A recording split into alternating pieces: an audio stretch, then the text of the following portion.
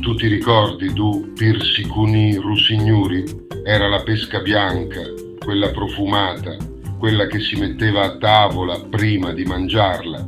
In Sicilia era sacra, matura solo pochi giorni, poi sparisce e chi la coltiva la tratta come una reliquia.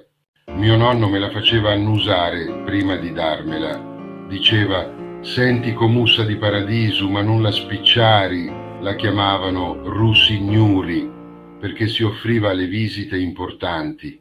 Era un segno di rispetto, di cura, di abbondanza. Ma oggi chi la coltiva più? Chi la riconosce senza confonderla con le pesche da supermercato? Non era solo dolce, aveva un profumo che entrava nei vestiti e restava per ore in cucina. Tu l'hai mai sentita, la mangiavi da piccolo o la tenevate solo per i signori? Scrivilo nei commenti, perché certe cose si salvano solo se le raccontiamo. Io l'ho fatto, ora tocca a te.